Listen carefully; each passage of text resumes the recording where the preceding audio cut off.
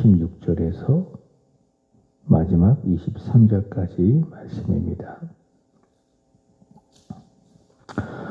여호와의 개가 다윗성으로 들어올 때에 사울의 딸 미갈이 창으로 내다보다가 다윗 왕이 여호와 앞에서 뛰놀며 춤추는 것을 보고 심중에 그를 업신여기니라. 여호와의 개를 메고 들어가서 다윗이 그것을 위하여 친 장막 가운데에 그 준비한 자리에 그것을 두매 다윗이 번제와 화목제를 여호와 앞에 드리니라. 다윗이 번제와 화목제 드리기를 마치고 만군의 여호와의 이름으로 백성에게 축복하고 모든 백성 곧 온 이스라엘 무리에게 남녀를 막론하고 떡 한 개와 고기 한 조각과 건포도 떡 한 덩이씩 나누어 주매 모든 백성이 각기 집으로 돌아가니라. 다윗이 자기의 가족에게 축복하러 돌아오매 사울의 딸 미갈이 나와서 다윗을 맞으며 이르되 이스라엘 왕이 오늘 어떻게 영화로우신지 방탕한 자가 염치 없이 자기의 몸을 드러내는 것처럼 오늘 그의 신복의 계집종의 눈앞에서 몸을 드러내셨도다 하니 다윗이 미갈에게 이르되 이는 여호와 앞에서 한 것이니라. 그가 내 아버지와 그의 온 집을 버리시고 나를 택하사 나를 여호와의 백성 이스라엘의 주권자로 삼으셨으니 내가 여호와 앞에서 뛰놀리라. 내가 이보다 더 낮아져서 스스로 천하게 보일지라도 내가 말한 바 계집종에게는 내가 높임을 받으리라 한지라. 그러므로 사울의 딸 미갈이 죽는 날까지 그에게 자식이 없으니라. 아멘. 삶은 관점입니다. 관점이 중요하다. 특히 믿음의 사람들은 믿음의 관점을 가져야 합니다. 그러면 해석이 나오지요. 믿음의 해석이 나오지요. 믿음의 관점을 가지면 믿음의 해석이 나오는 겁니다. 사도 바울은 이런 관점을 로마서 8장에서 영의 생각이라고 이야기를 했습니다. 영의 생각. 이 영의 생각의 끝은 무엇이냐? 생명이요 평안입니다. 그래서 믿음의 생각을 하면 믿음의 관점으로 믿음의 생각을 하고 믿음으로 해석하면 그 끝은 생명, 영적 생명 그리고 평안합니다. 그러나 믿음의 관점이 아닌 육의 관점이라는 것이 있습니다. 그러면 육의 해석이 나오고 그럼 거기로부터 불평과 원망과 비방이 나오고 바울은 로마서 8장에서 이런 관점을 육신의 생각이라고 이야기하고 그 끝은 사망이라고 이야기를 했습니다. 읽은 본문에 보면 영의 생각으로 믿음의 관점으로 하나님 앞에서 기뻐하고 찬양하는 사람이 나오고 반대로 육의 생각으로 비방하고 업신여기는 사람이 나오고 그러면 믿음의 관점으로 영의 생각을 하는 사람은 누구냐? 다윗이고요. 반대로 육의 생각을 가진 사람은 누구인가? 바로 사울의 딸 미갈이라고 할 수가 있습니다. 오늘 본문 23절의 말씀처럼 이 미갈은 누구냐? 사울의 딸이다. 이렇게 강조를 하고 있습니다. 사울의 딸.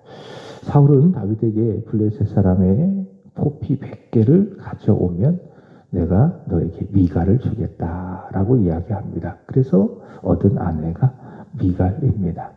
사무엘상 18장 20절의 말씀에 보면 미갈은 다윗을 사랑했다. 그렇게 이야기합니다. 그래서 19장에 가보면 사울로부터 다윗을 구해 준 것을 볼 수가 있습니다.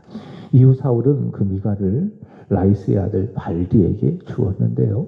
다윗은 사울이 죽고 난 다음에 유다의 왕이 되었을 때에 아브넬과 언약을 맺으면서 네가 올 때에 미갈을 내게로 데려와라 라고 이야기했습니다. 그래서 다시 미갈은 다윗의 아내가 되었는데 근데 오늘 본문의 말씀에 보면 이 미갈을 어떤 사람으로 묘사를 하고 있느냐?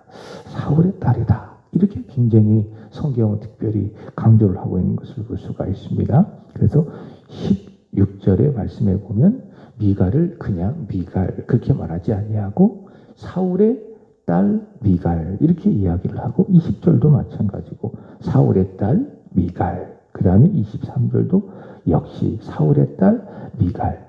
성경이 의도적으로 반복해서 이 미갈을 다윗의 아내, 그냥 미갈 그렇게 말하지 아니하고 꼭 사울의 딸 미갈 이렇게 말하는 것을 볼 수가 있습니다. 왜 이렇게 이야기하느냐? 사울은 어떤 사람입니까? 믿음이 없는 사람이죠. 그죠? 믿음이 없는 사람의 대명사. 사울, 불순종하는 사람, 자기 왕위를 자기를 위해서 견고하게 하는 사람. 그래서 다윗을 죽이려고 하지 않았습니까? 그 믿음 없는 사람이 누구냐? 사울이죠. 그래서 성경은 그 믿음이 없는 사람, 사울의 딸 미갈 이렇게 함으로 인해서 역시 미갈도 믿음이 없는 사람이다. 이것을 강조하고 있습니다. 서론에 말씀을 드린 것처럼 이 미갈은 믿음이 없는 사람. 그래서 영의 생각을 가진 사람이 아니라 육신의 생각을 가진 사람이 이 미갈인 것을 볼 수가 있습니다. 그래서 이 미갈이 다윗을 사랑했다.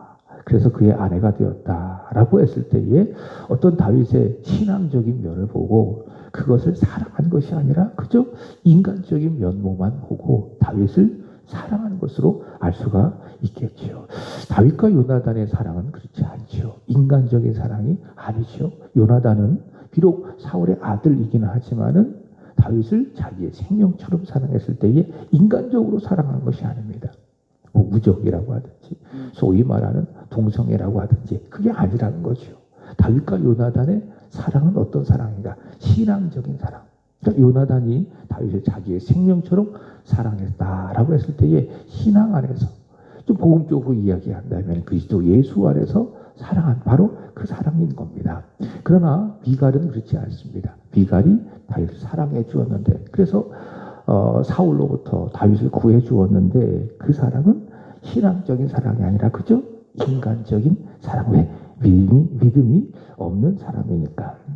다윗은 그러나 믿음의 사람입니다. 그래서 본문에 보면 그토록 준비했던 여호와의 궤가 다윗성으로 들어오게 될 때에 너무 기쁘고 행복한 거죠. 하나님의 임재를 상징하는 여호와의 언약궤가 자신이 마련한 그곳으로 다윗성으로 들어올 때에 너무 기쁘고 즐겁고 행복한 겁니다. 마치 누가복음 19장에서 삭개오가 예수님을 만났잖아요. 그리고 예수님이 삭개오의 집에 들어가려고 했잖아요. 삭개오야 내려오라. 내가 너의 집에 유하여야 하겠다. 이런 이야기를 했을 때에 삭개오가 너무 좋았잖아요. 너무 행복했잖아요. 그죠? 그래서 그 예수님을 영접한 것처럼 오늘 다윗도 그런 마음인 겁니다. 하나님을 임재를 상징하는 그 여호와의 언약궤가 자신의 성 다윗성에 들어올 때 얼마나 기쁘고 즐겁고 행복할까? 우리도 그렇지 않을까요? 만약 여러분의 집에 예수님께서 찾아오신다면 어떨까요? 너무 좋겠죠. 그래서 이른 아침부터 청소를 할 것이고 맛있는 마르다처럼 음식을 준비하게 될 것이고 우리 교회도 그런 생각을 해요. 주일날 만약 우리 예수님이 우리 교회에 오신다면 우리는 어떻게 해야 될까? 늘 이런 생각을 하게 되는 거죠. 예수님이 우리에게 찾아오신다면 우리 교회에 찾아오신다면 우리 집에 찾아오신다면 어떨까? 분명하는 건 너무 좋을 것이다. 너무 행복할 것이다. 그게 뭐냐? 믿음의 마음이지요. 다윗이 바로 그런 마음인 겁니다.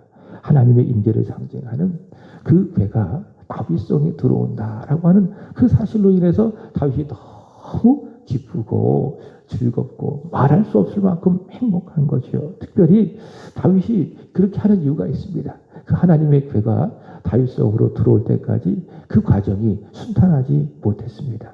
새 수레에다가 하나님의 궤를 실었잖아요. 근데 그게 잘못된 거죠. 열심히 한 거지만은 바른 건 아니다. 그래서 나곤의 타작 마당에서 막 그 새수레가 막 흔들리고 소들이 막 뛰자 어떻게 했어요? 우사가 그 막 흔들리는 소를 붙잡았잖아요. 그래서 하나님께서 그 쌀을 치시니 우사가 그 자리에서 즉사하고 이런 두려운 사건, 이런 불행한 사건이 있은 후에 우여곡절 끝에 드디어 하나님의 궤가 다윗성에 들어갔을 때에 다윗이 너무 기쁘고 또 즐겁고 또한 감격스럽고 또 감사한 겁니다. 자, 그래서 읽진 않았지만은 14절의 말씀에 보면 다윗이 어떻게 했느냐? 하나님의 궤가 자기가 준비한 곳 다윗성으로 들어올 때에 어떻게 했는가? 힘을 다하여 춤을 추었다. 힘을 다하여 춤을 추었다. 여러분 힘을 다하여 예배드리시기 바랍니다.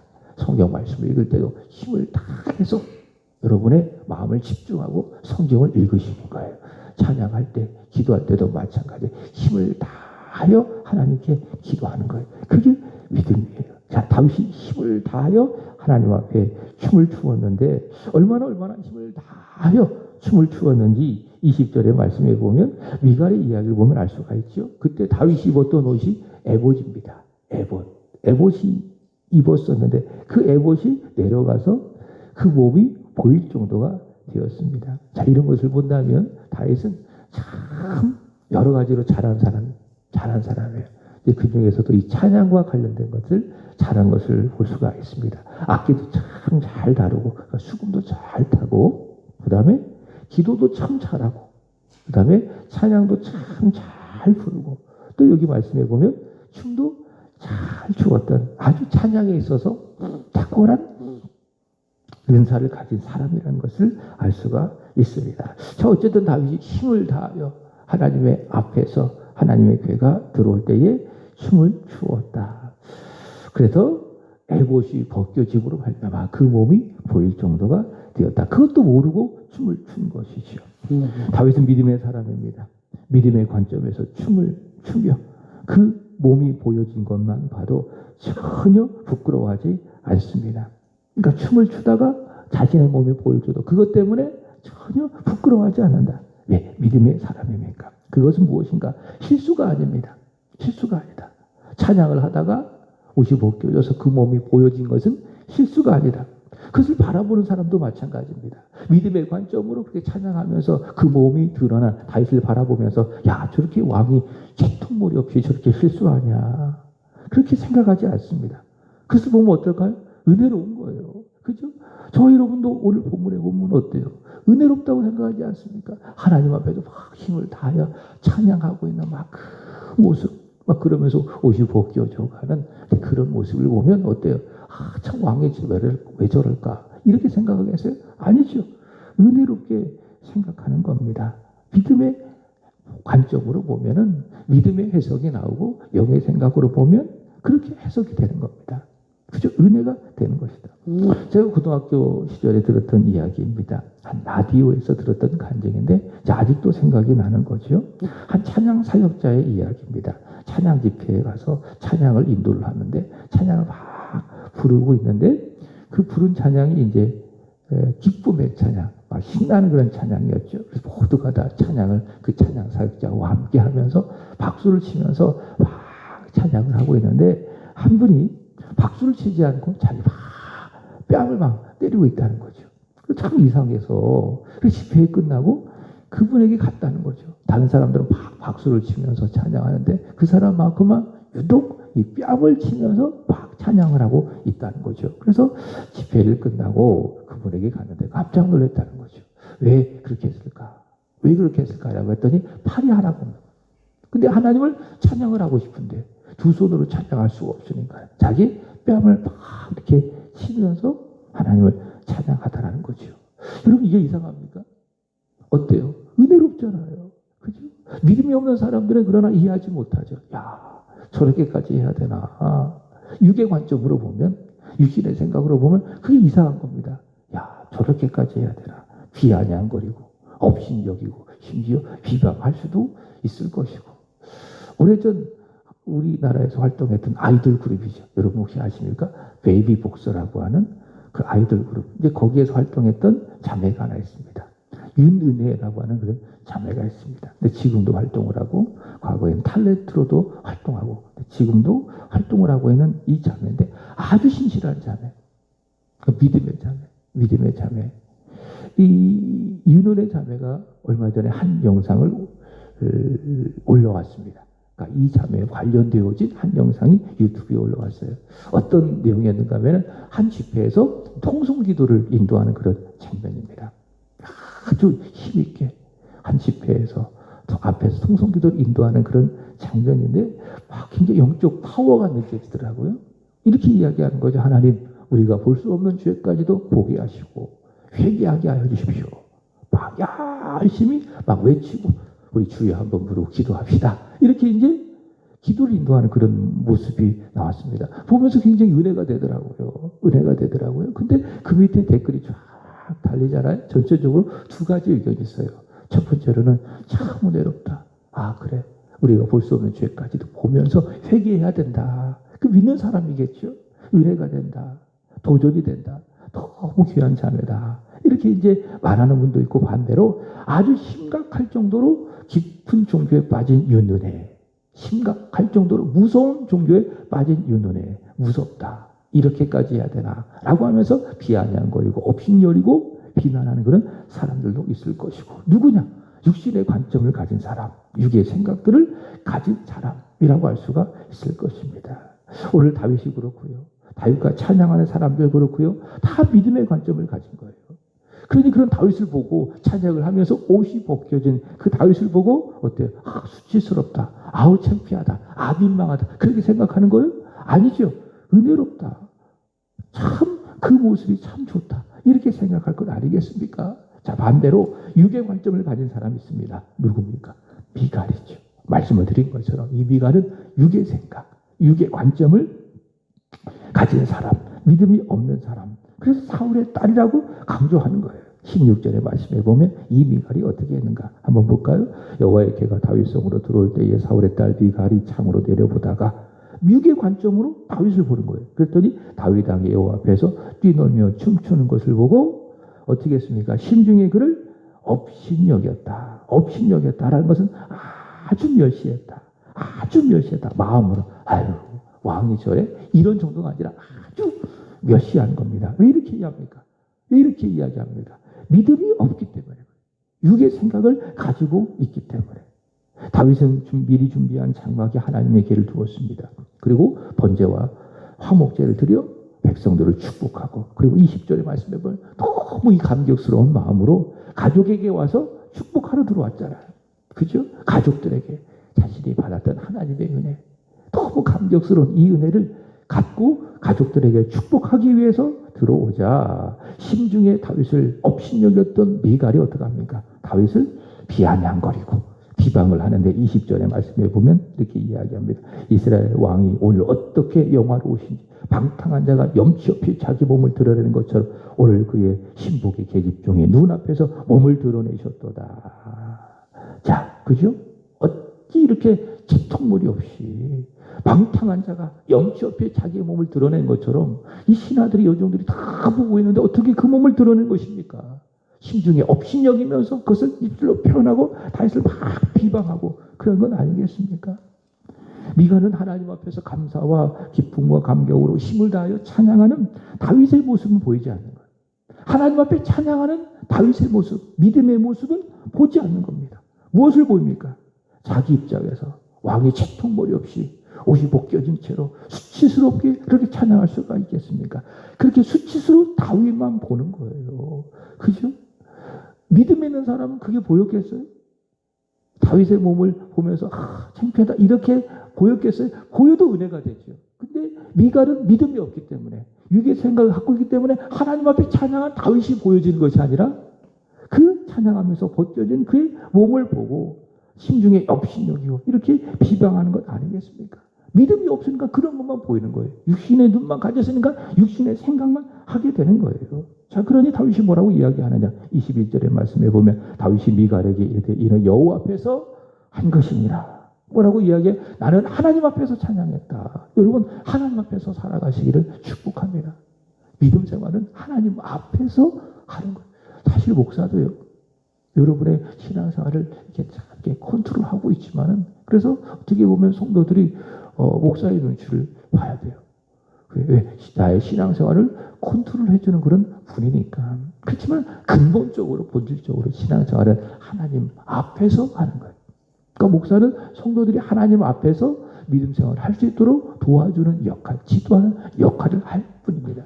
믿음생활은 뭡니까? 여호와 앞에서 하는 거예요. 여호와 앞에서 예배드리고, 여호와 앞에서 기도하고, 여호와 앞에서 찬양하고. 다윗이 그런 사람 아니겠습니까?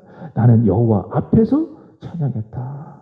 그가 내 아버지와 그의 온 집을 버리시고 나를 택하셔서 나를 이 여호와의 백성 이스라엘의 주권자로 삼으셨으니 내가 여호와 앞에서 뛰놀리라.